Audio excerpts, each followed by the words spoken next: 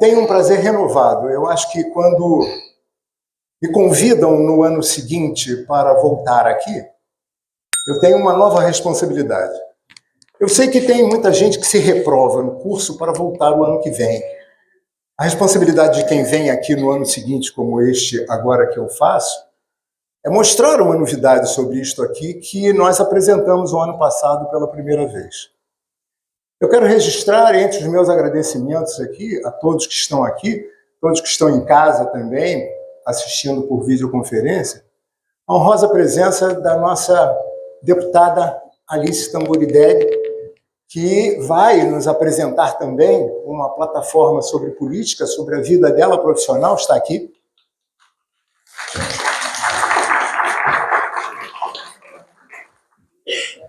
E eu vou antecipar falando sobre o voto. A minha responsabilidade aumentou porque ela, sentada comigo à mesa, ela disse assim, eu quero aprender com você sobre o voto. Foi o que eu falei, ai meu Deus, porque eu ia falar que loucura, mas eu falei, não, ai meu Deus, porque ela conhece mais o voto, ela recebeu muito mais votos do que eu.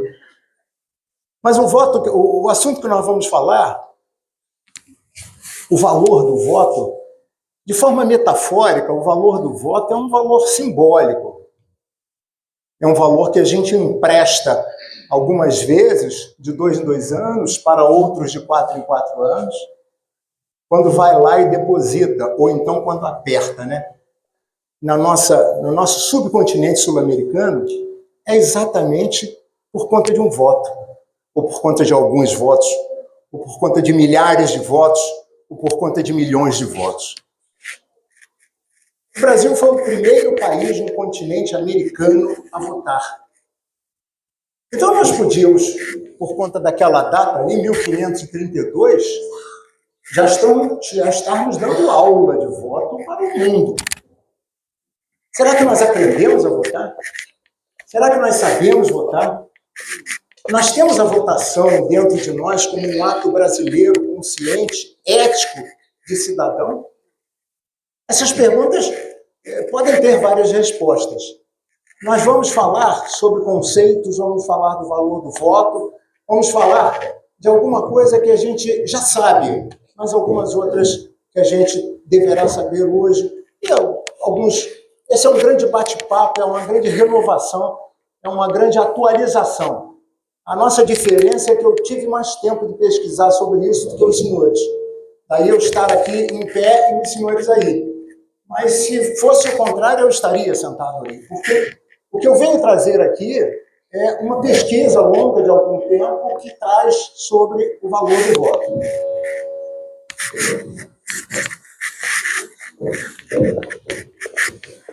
Vamos lá. A gente precisa, para votar, de algum documento. Este documento é o título de eleitor.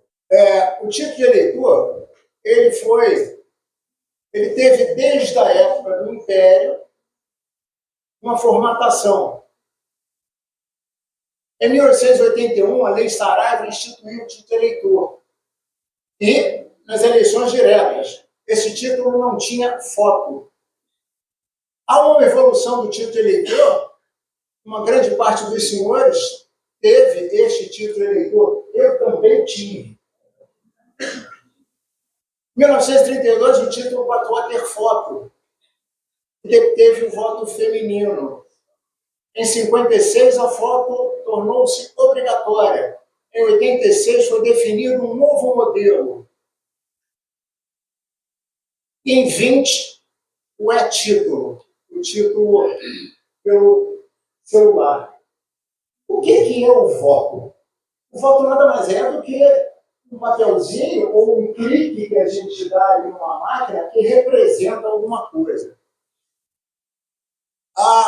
O voto feminino, o voto das mulheres, por exemplo, a Liga para a Emancipação da Mulher, em 1999, foi um passo extremamente importante para o voto feminino. Em 31, somente viúvas solteiras com renda podiam votar, casadas só com a permissão do marido. Naquele momento, esta era a verdade.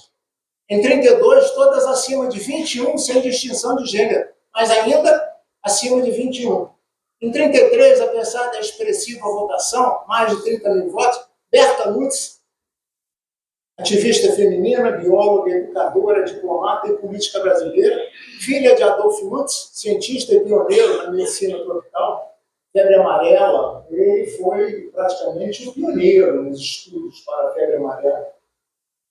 Berta Lutz se tornou suplente, assumindo, apesar da expressiva votação, Berta Lutz se tornou suplente, assumindo a vaga em 1936. O quadro, naquele momento, não era dos melhores. As mulheres tinham que quebrar paradigmas para estar na política. Elas estavam... Isso me lembra muito da frase do Romário, quando, dentro de um ônibus, entrou um jogador novo e ele disse assim: você entrou agora, já vai querer sentar na janela?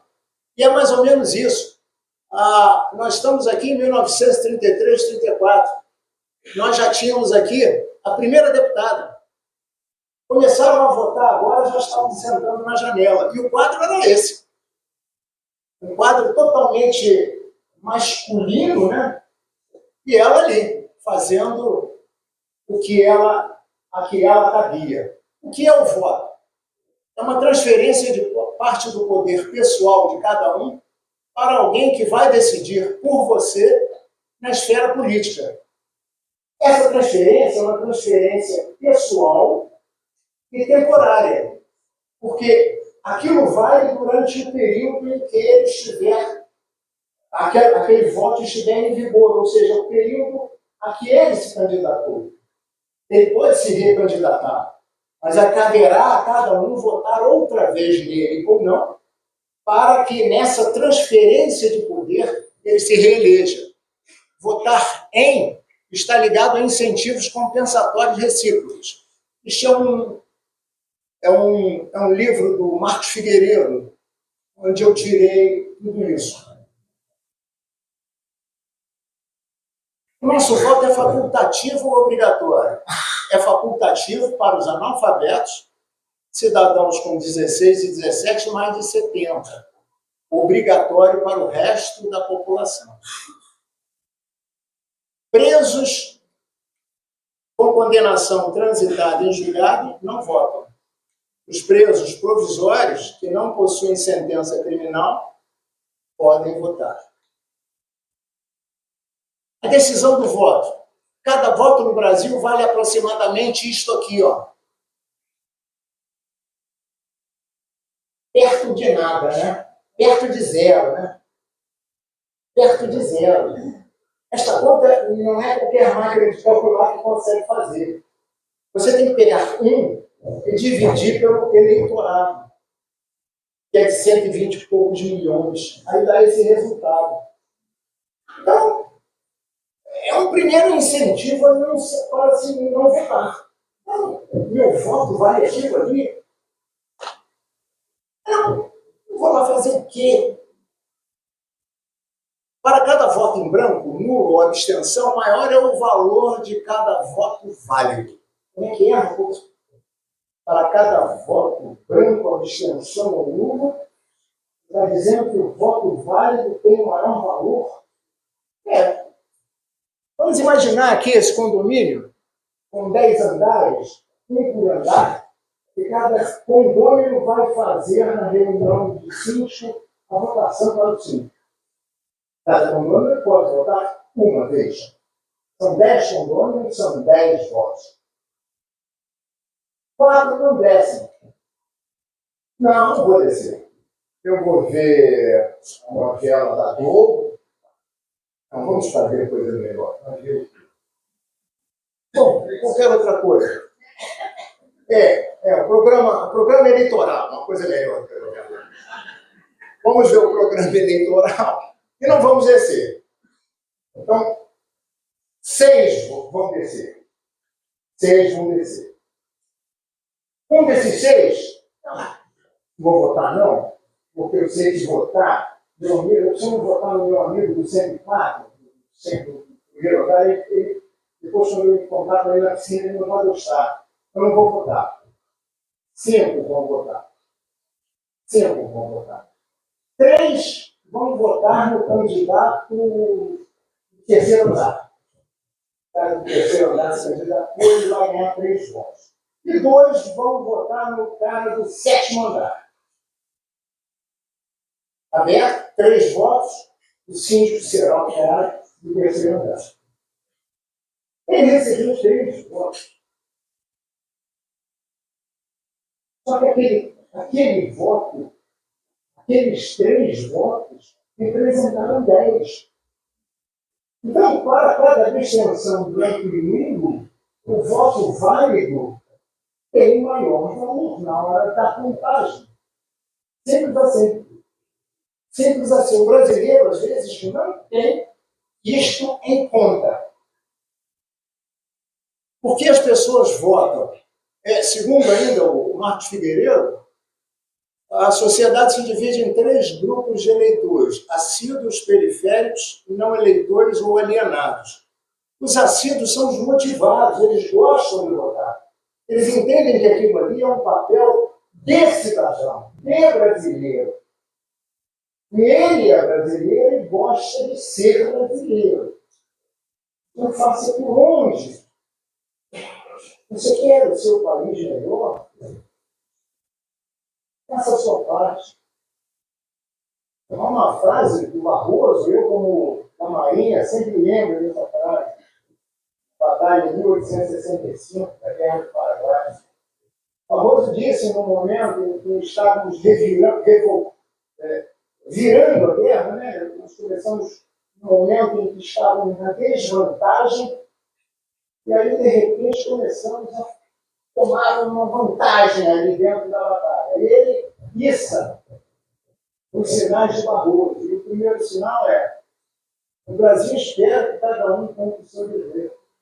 Isso vale a todo momento. Esta frase do Barroso é para tudo, é para todos. Os periféricos, dependendo das forças políticas. Não, esses caras não me agradam, não. Quem está se candidatando? Robertinho, Silvino e Dona Maria? Quais são os partidos dele? Esses papos que eu estou aqui simulando são de pessoas que não irão votar. As pessoas ficam tentando se justificar por que não vão votar. Não, ele está com o partido? Ah, não. Qual partido outro? Essa moça? Ah, o que ela tem para fazer na vida pública? Ah, não vou votar, não. E o pior é que se esta pessoa que está fazendo isso for alguma pessoa de algum poder persuasório, ela vai convidar aquelas pessoas do seu redor a também não votar. E aí estamos deixando de cometer um ato público de cidadão. E os não eleitores, alienados, não me meto em política. Não. Política não é comigo. Não me meto em política. Enquanto alguém não se meter em política, tem alguém que se mete em política. Enquanto eu não voto, alguém vai votar por mim. É simples assim também. Ao final, existem 2 classes, né? Eleitores e políticos. Em quem votar? Teoria dos amigos. Quem deixou de receber aquele telefonema na véspera das eleições? Raposo? Pois não. Silvinho, rapaz, do barzinho, ali da pelada, barzinho da pelada. Rapaz, ali de São Gonçalo, você jogou ali conosco, você não lembra? Não, nunca joguei em São Gonçalo, jogou. Eu joguei em São Gonçalo.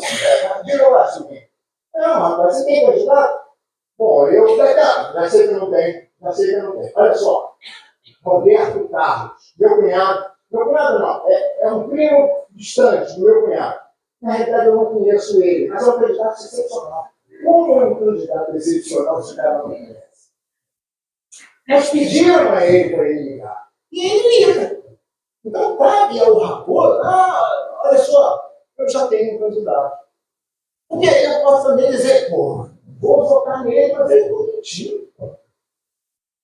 Ele teve a liberdade de ligar para a minha casa e tirar ali do meu vinho, tomar um vinho parado. E para perguntar, eu tenho liberdade de dizer a ele, eu já tenho candidato. Os satisfeitos com a situação tendem a seguir a situação. Os insatisfeitos votam na posição. Frase autoexplicativa. Mudanças às vésperas das eleições são induzidas mais por atitudes negativas do que por positivas. Isto é um fato. Isto é um fato. E cada vez mais isto está pior. Os candidatos hoje se preocupam em saber o podre da vida dele. Eles não estão preocupados em dizer o bom da minha vida. Eu vou me candidatar porque eu tenho as seguintes condições. E tenho as seguintes propostas. Diante disso, por favor, se acreditarem, votem em mim. Não. Isso foi tempo. Isso faz tempo que não acontece. Quero saber, olha só, eu soube que o cara ontem foi no bar, não pagou conta. Não pagou conta, soube. Quando o cara disse, não, você é político, ele saiu sem pagar. Saiu sem pagar. Então isso é um problema nacional. Vai virar um problema nacional. Às vezes o cara tem que ser elegante, com um garçom que não conhece. Eu não vejo nenhum problema. O cara fez a menção de, não, por favor, eu show do Zumbi, não, por favor, volte aqui. E por elegância, o cara não paga, não vejo pecado nenhum nisso mais. É um motivo para você. Ninguém se esquece, em outras palavras, todos se lembram, Fernando Collor de Mello, dizendo uma disputa na televisão sobre a filha bastarda do Luiz Inácio.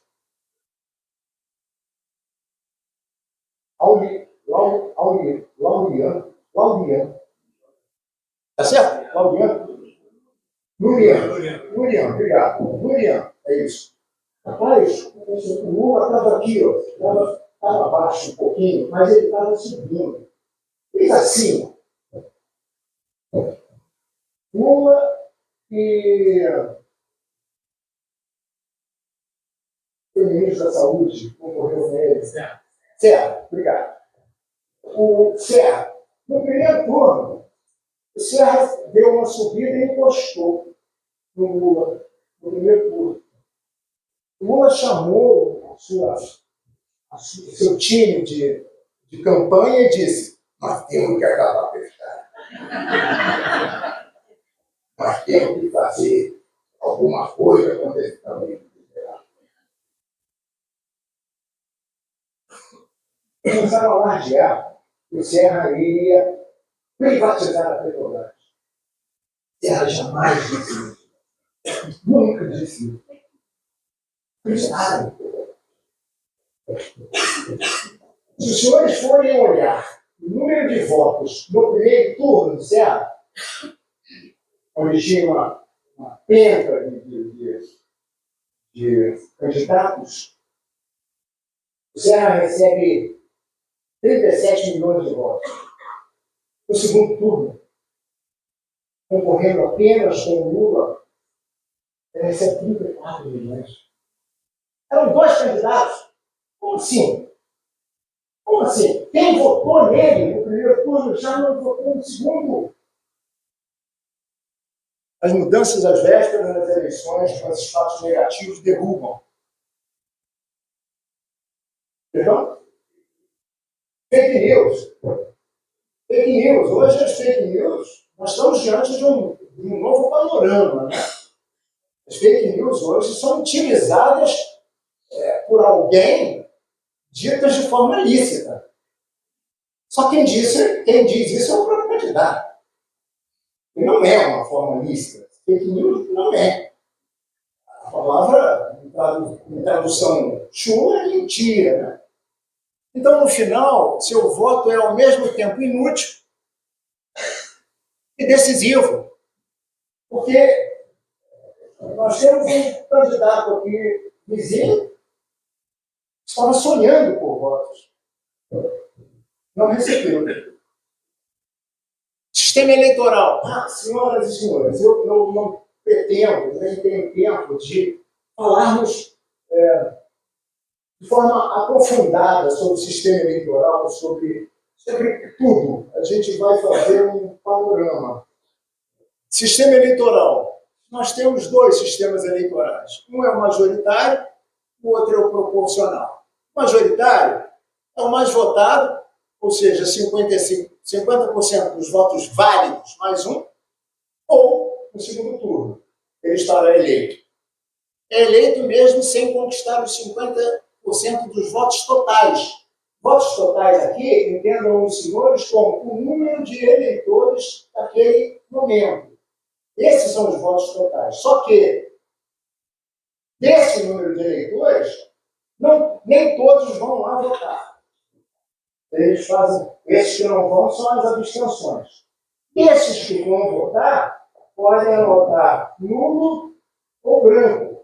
Então, no final, o que sobra são os votos válidos.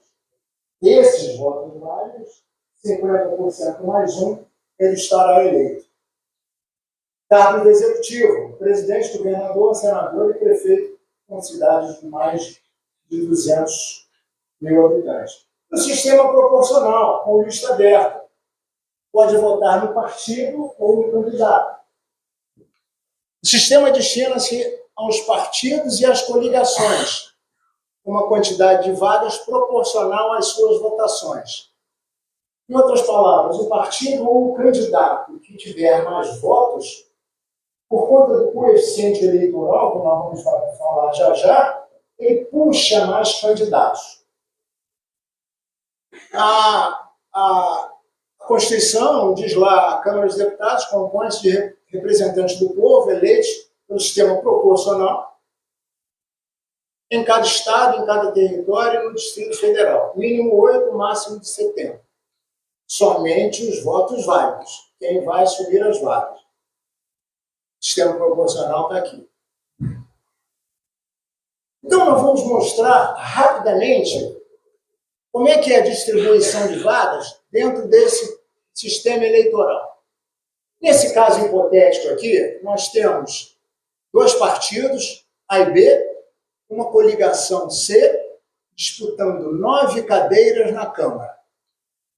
Então, vai lá. Hipoteticamente, vamos adotar o número de 2.700 votos, que foi dividido, partido A, 400, partido B, 1.100 e uma coligação C, 1.200. Agora nós vamos calcular o coeficiente eleitoral, dividindo a soma de votos válidos pelo número de vagas em disputa, ou seja, o número de votos válidos pelas vagas, pelas cadeiras em disputa. Chegamos a 300. Este é o coeficiente eleitoral. Para obter ao menos uma vaga, o partido ou a coligação tem que alcançar o coeficiente eleitoral. Neste caso, os dois partidos e a coligação alcançaram o coeficiente eleitoral. Agora nós vamos ver o coeficiente partidário, dividindo o número de votos de cada partido ou coligação pelo coeficiente eleitoral. O coeficiente eleitoral está aqui. Agora nós vamos dividir cada número de votos pelo coeficiente eleitoral. O partido A obteve 400 votos, dividido pelo coeficiente eleitoral, ele entra aqui com 1 coeficiente partidário. Partido B com 3, coligação com 4. Vamos ver aqui, 4 mais 3, 7, com mais 1, 8. Nós temos 9 cadeiras. O que nós vamos fazer agora para chamar o novo coleguinha ali para sentar nesta cadeira que está sobrando, entre aspas? A vaga que sobrou, calcule quem fica com a vaga que sobrou, dividindo o número de votos de cada legenda pelo número de vagas já obtida. Ou seja, o partido A já obteve uma vaga. Então, a gente divide isto com uma vaga mais um. Ele obteve uma vaga, a gente soma mais um. Partido B obteve 3 vagas, mais um. Coligação C, 4 vagas, mais um. Muito bem. Agora a gente vai ver quem vai ganhar a vaga que sobrou. O partido A, ele obteve 200. O partido B obteve 275. E a coligação, 240.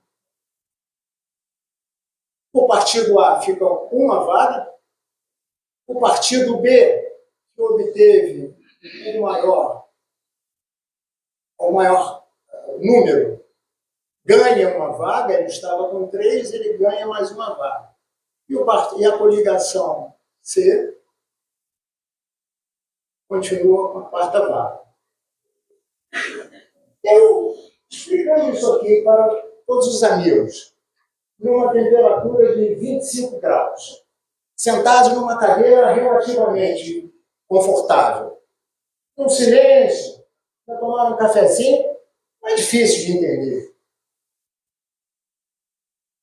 Vamos pensar no povo brasileiro entendendo isso. Todo o povo brasileiro. Repito, o povo brasileiro. Eu não estou aqui desmerecendo o nível de entendimento do povo brasileiro. Não estou. Eu adoraria puxar o povo brasileiro para um nível de entendimento maior, mas não é a realidade brasileira. Eles entendem isso? Mais ou menos. Agora, ele vai, se ele for lá para a urna votar de forma consciente, eu quero votar no fulano porque ele defendeu isso, é de um partido que a linha ideológica eu também concordo e vou votar nele. Maravilha! Ele fez o papel dele. Se todos fizessem isso, nós teríamos melhor qualidade na nossa política. Não tenho dúvida. Mas isso não acontece. Existem os puxadores de voto. Os puxadores de voto recebem muitíssimos votos. Tiririca recebeu 1.300.000 votos na eleição de 2010 ou 2014, se não me engano. A primeira eleição dele, que ele colocou o slogan vote em Tiririca porque pior não fica. Ficou pior. O Eduardo Bolsonaro é o que recebeu mais votos na história da votação. Foi 1.800.000 votos. Ele puxou. Isto faz com que, naquela hora, aqui, desses votos aqui, para fazer as divisões, ele vai puxar uma vaga. O partido consegue um ótimo coeficiente eleitoral, que é o total de vagas dividido pela vaga em disputa. Daí consegue puxar mais outros candidatos com poucos votos. Outros candidatos com poucos votos. Em 2018, em 2018, somente 28 candidatos dos 513 deputados federais foram eleitos por voto direto. Como é que é uma coisa? Para. Deve estar errado. 28 dos 513 foram eleitos. Eu quero votar nesse. Ele foi eleito. 28 foram assim. Os outros foram puxados. Esses que foram puxados, a regrinha matemática é simples. Esses que foram puxados, é porque não receberam tantos votos assim para entrarem lá, nessa primeira linha, concorda? Então, se essa premissa é verdadeira, esses candidatos que foram puxados não fazem parte do suprassumo da melhor coisa que nós temos.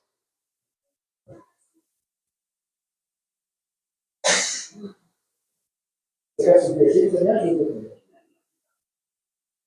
Mas, porra, você está dizendo que ninguém que foi chamado ali não é bom? Não estou dizendo isso, não. Tem muita gente boa. Nós temos, quando se fala assim, políticos não prestam. É uma generalização muito forte, muito pesada. Muito pesada. É quase uma covardia você dizer político não presta. Não, peraí. Senta com ele, conversa, abre ele, veja o que ele já fez. Os 95% restantes entraram pelos puxadores. Isto aqui é 5%, 95% pelos puxadores. E aí você coloca alguém que teve pouco voto e que, por consequência, não representa tanta gente assim. Ok? Se quem chegou lá não chegou por uma quantidade de votos absurda, por consequência, ele representa muito menos gente. Por consequência, ele tem menos responsabilidade com o povo. Por consequência, ele não precisa dar satisfação a tanta gente assim.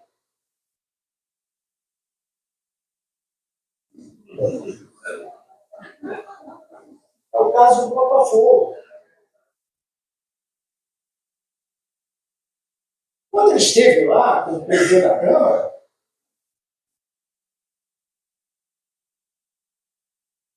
vou deixar essa minha cara aqui com a interpretação disso.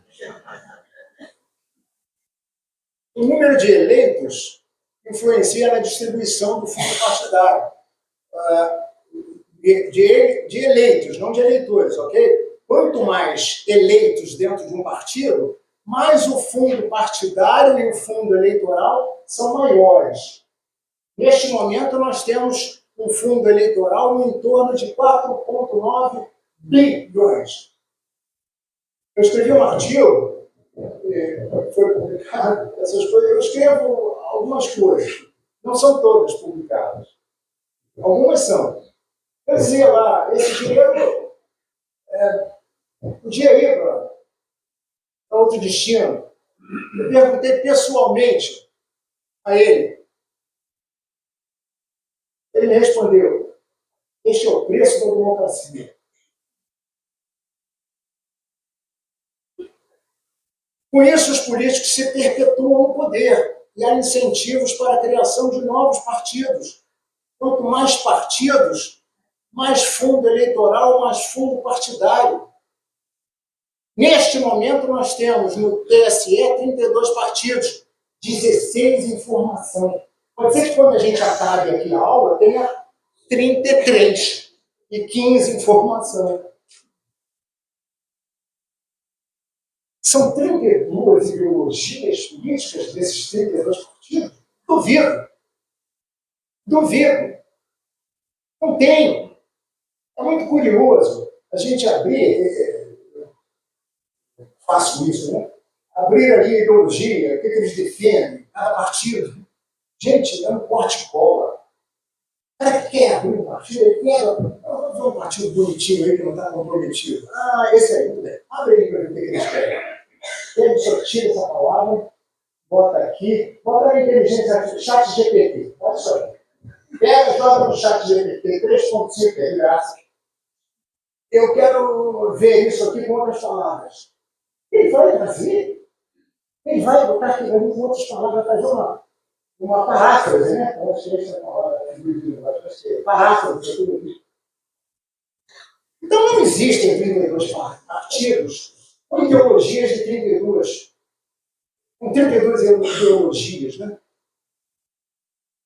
Há pouco tempo fizeram uma pesquisa, e o tempo está com... Opa! Fizeram uma pesquisa, cadê? Onde eu escrevi onde está a pesquisa? Vai aparecer, mas foi no estado de São Paulo. Pesquisa afirma que 54% dos eleitores dizem ter vivenciado compra de voto. Então está aqui, ó. A pergunta foi: o senhor soube de algum candidato ou cabo eleitoral que ofereceu algo pelo seu voto nos últimos 10 anos? 54% diz soube, 43% não soube, e 3% não sabe, não respondeu. Isto foi dividido pelas regiões do país. A região norte, eu não sei se todos estão enxergando, estou pequeno aqui. Região norte teve 72% dizendo sim, 28% dizendo não. Nordeste, 65%, Centro-Oeste, 57%, Sudeste, 48% e Sul, 41%. Por conta disto que está sendo mostrado, isto é uma coisa que a gente não pode tomar como verdade absoluta, porque a conjuntura do país, em uma semana, se modifica, ela muda, para melhor, para pior. Mas nós podemos inferir alguma coisa com isto aqui. A região norte foi a que obteve 72% do sim, eu soube de alguém que ofereceu algum dinheiro pelo voto. Por que a região norte? Nada? É? Gente, tem uma coisa, não?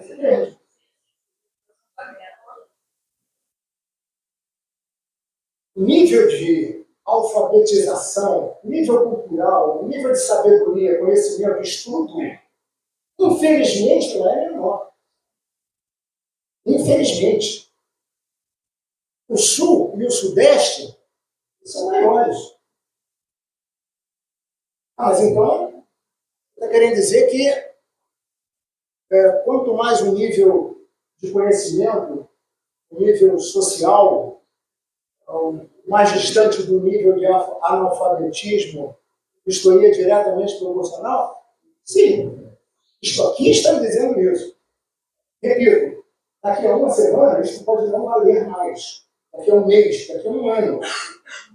Eu adoraria que o abóbora aqui fosse 90, né? E este azul aqui fosse perto de zero.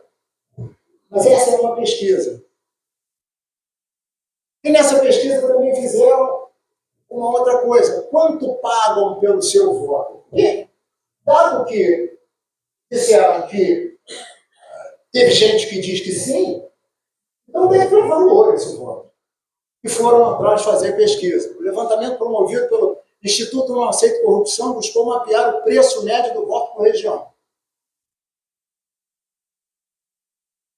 Veja, Norte e Nordeste é mais barato.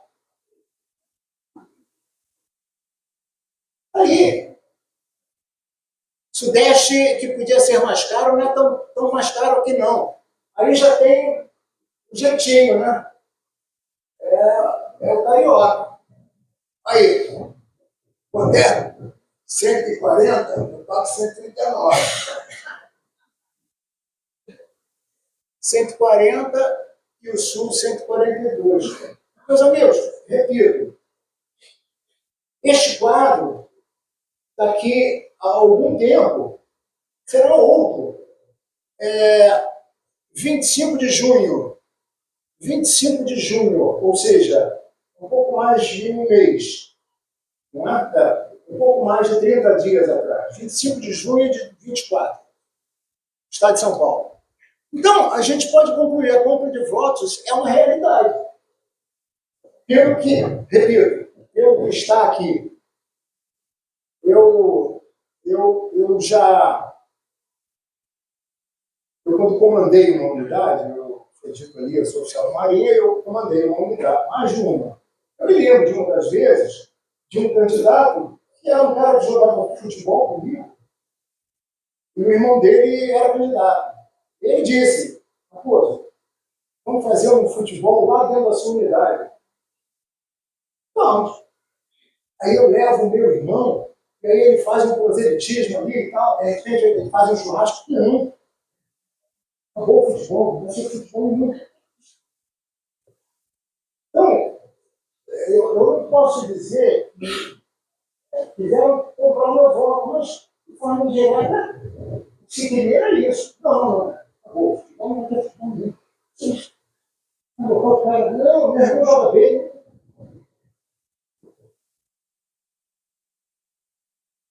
Opa, Ana, parou.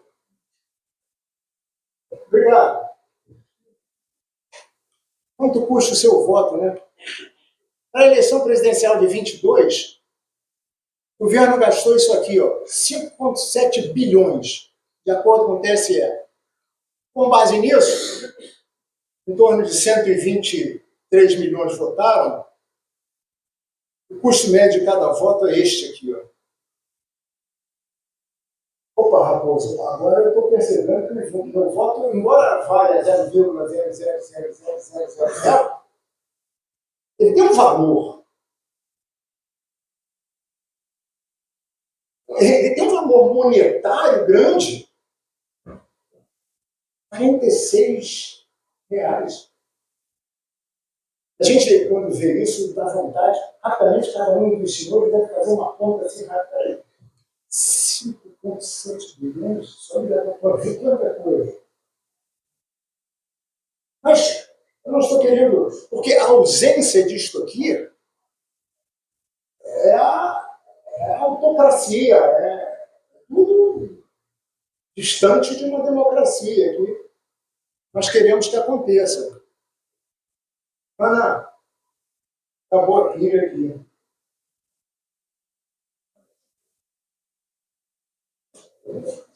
Agora eu vou, por favor.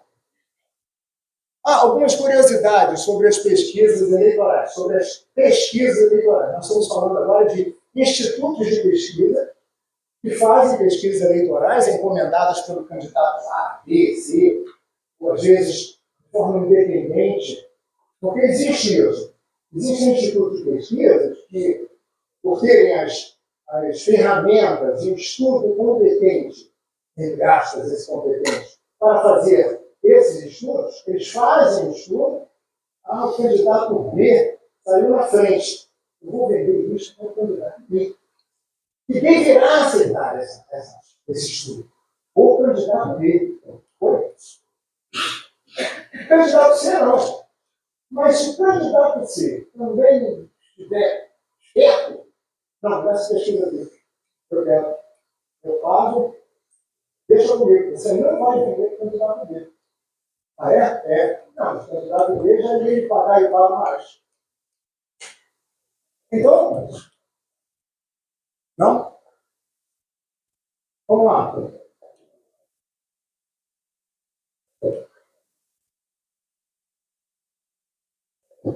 Assim, então, eu queria dizer ali.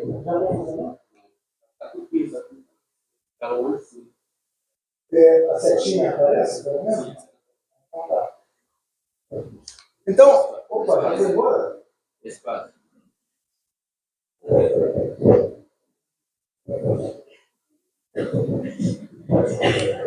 Maiores indecisos, mulheres, jovens, classe C.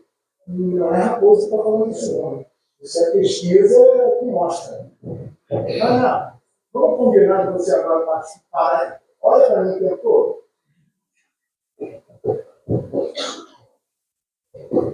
Quem vota menos? Pessoas de baixa renda. Quando perguntaram a essas pessoas de baixa renda por que eles votavam menos, a resposta foi clara. Eu tenho que levar o meu filho de colo para votar. Então, diferente de alguns estados ou até outros países, aquele transporte público daquele dia não poderia ou não deveria ser cobrado. Mas nós cobramos. Então, ela vai pagar o transporte para ir. O Joãozinho no colo dela vai querer comer uma mariola. 2,30 a mariola. Vai querer tomar um gratete. Tem que fazer essas marcas, senão merchandising, se ela não está existindo. O 2,30 com 3,70 o grafete, já deu 6, né? 6 reais. Ela pagou 3,50 para ir, 3,50 para voltar, 7. Com 6 reais, 13. Só que a fila demorou. Ele vai querer agora uma Maria Mole. Maria Mole, 2,50. Um crush. Crush é ótimo. Ficava com a boca amarela, ficava com a boca amarela, Fanta laranja. Fanta laranja. Então, quando perguntado, muita gente disse, eu não quero, não vou. Não, são 15 reais, 12 reais, tá? Eu não vou, não vou. Ah, é? Pode ser? Deixa eu contar aqui. Há institutos de pesquisa que acertam, outros erram com má intenção. Isto foi um instituto de pesquisa, houve como é o nome? Mesa redonda, ao vivo? Não, não, disso. Perdão? É um debate, mas tem um outro nome mais. Podcast. Não, eu das costas. Podcast é um cara novo. Podcast. Podcast é legal. Podcast. Então, houve um podcast outro dia, eu assisti aqui, de uma instituição. E uma instituição, um instituto de pesquisa disse, não é raro alguém vir na minha empresa, no meu instituto, e oferecer. Eu quero que você faça uma pesquisa e que o resultado saia esse. Simples assim? Não, eu não posso aceitar. Mas tem gente que aceita. Candidatos que não aceitam a pesquisa encomendada quando é positiva. Você faz uma pesquisa e você me pediu a pesquisa. Então eu trago a pesquisa honesta. Mostra para aquela pessoa. Olha isso aqui. Ah, não. Eu estou em terceiro? Não. Foi. Não. Você tem que mudar. Não, é o senhor que tem que mudar. Eu não posso mudar. Eu não me disseram isso. Não. Você faz o seguinte, refaz isso aí. Tem gente que aceita refazer aquilo ali, então, né? Não, vamos botar ele em segundo. Vamos botar esse puxar aqui no 0, bota ele em segundo. Uma mentira. Nas nossas últimas eleições presidenciais, nós tivemos alguns problemas, né? Eu não vou aqui falar sobre todos nem defender A ou B. Mas o candidato que perdeu achava que ia ganhar. Repito, não estou defendendo A ou B. Mas o candidato que perdeu achava que ia ganhar. Com isso ele diz o quê? Não. Eu ganhei. Não ganhou. Olha aqui as pesquisas anteriores ao dia dele. Você está dizendo que eu perdi? Não, eu não. Os números. Não, eu ganhei. E aí, acontece o seguinte. Vamos virar a mesa. Pode ser assim. Nós ainda não chegamos ao que está fazendo o nosso vizinho.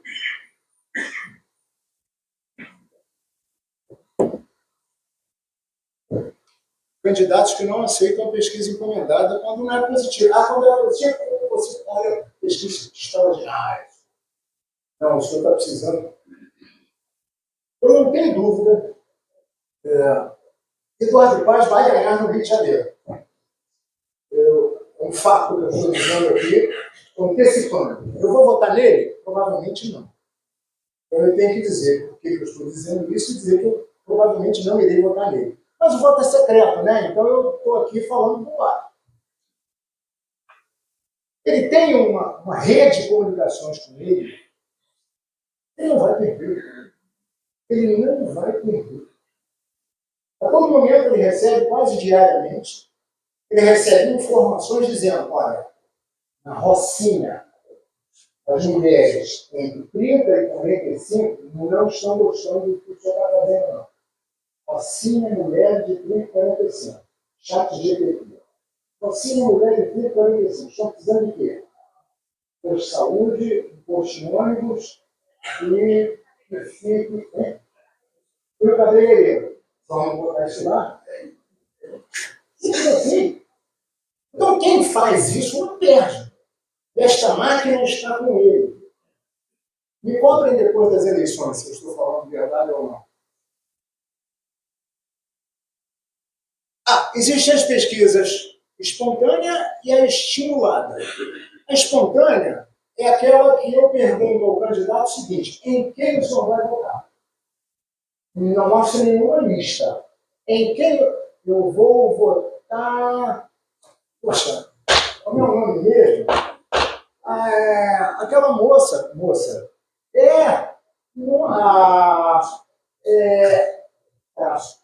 Nada. Não vai votar ninguém. Aí entra lá. Indeciso. Indeciso, é espontâneo. Na estimulada, mostra-se a lista com os nomes. Naqueles nomes, não, esse aqui, esse aqui. E sai o resultado desta pesquisa. Candidato A, com 38%, candidato B, com 15%, e candidato C, com 7%. O meu candidato é o C.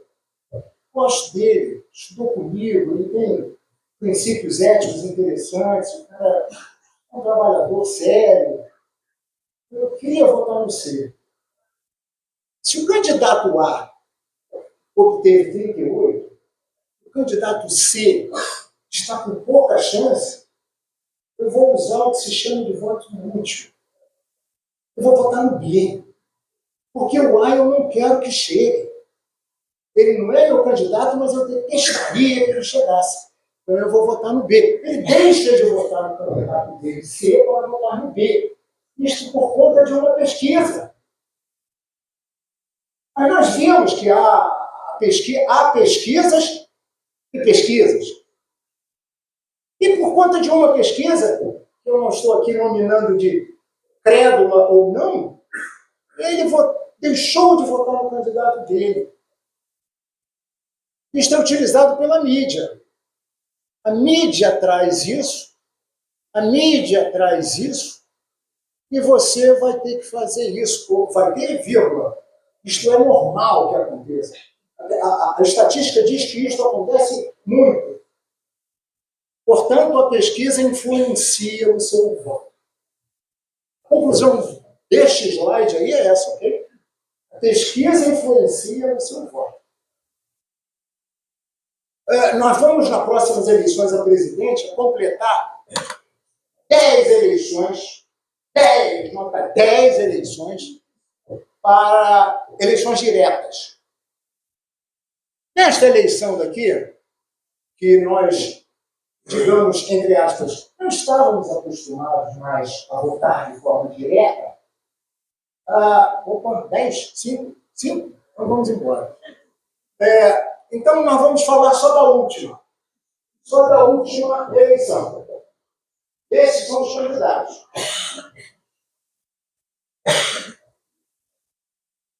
Aqueles dois candidatos ali são os que chegaram na final, né? Os candidatos são esses aqui. Fábio Kelman. Fábio Kelman. Sem falar no Pablo da Silva. Então, Lula ganhou 57 milhões no primeiro turno e Bolsonaro 51 milhões. Ele foi o primeiro? Não, esse não. O Lula e o Bolsonaro foram o segundo. Brancos, abstenções de Lula, que vamos chamar de branco, somaram 38 milhões de votos. Se eu pegasse esses, aqui a diferença está de 6 milhões. Olha que quantos foram jogados no lixo. Esse pessoal não gosta de votar. Ele não percebeu ainda. Quanto menos eu votar de forma séria, ou seja, fazendo parte do banco dos Estados Unidos, mais o voto válido tem um maior peso. Aquele condomínio que a gente falou. Segundo turno.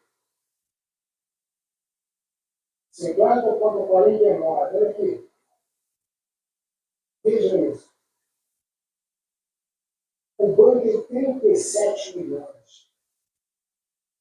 Se eu usar somente os números, só os números, se eu jogasse aqui no Jair Bolsonaro, eu ganharia. Eu não estou convidando os números do Jair Bolsonaro. Eu ganho só os números, por favor. Eu estou aqui como torcedor. Eu estou mostrando. Apenas os números, se viessem para cá, chegariam. O banco é quase um quarto do nosso eleitorado. Mas a democracia não é um partido que o povo, o poder está no povo, e quem é eleito é 50% mais um. É verdade. O eleitorado eram 156 milhões, votaram 124 milhões. Aqui, votaram do lixo. E aqui, não foram. Então, desses que votaram, dividido por 2 mais 1, está isso aqui. Nenhum dos dois chegou a isso aqui. Aí a pergunta que fica, é legal o Luiz Inácio assumir? É. A lei permite isso. É legítimo. Legítimo é o povo. Legítimo é a tradução que o povo está dizendo. Se 37 milhões, um quarto do eleitorado jogou o seu voto no lixo, ou disse, eu não gosto desse candidato, ou, para mim, tanto faz uma coisa errada, né? Em todas as votações, vamos terminar. Olha o banco. Collor em primeiro, em segundo, banco. A soma brancos, abstenções e nulos. Aqui, Collor e Lula, foi banco. Fernando Henrique Cardoso, segundo, banco. Era Lula e outra vez. Aqui, o banco ganhou. Aqui, o banco foi em primeiro lugar. Foi superior ao número de votos válidos do Fernando Henrique Cardoso.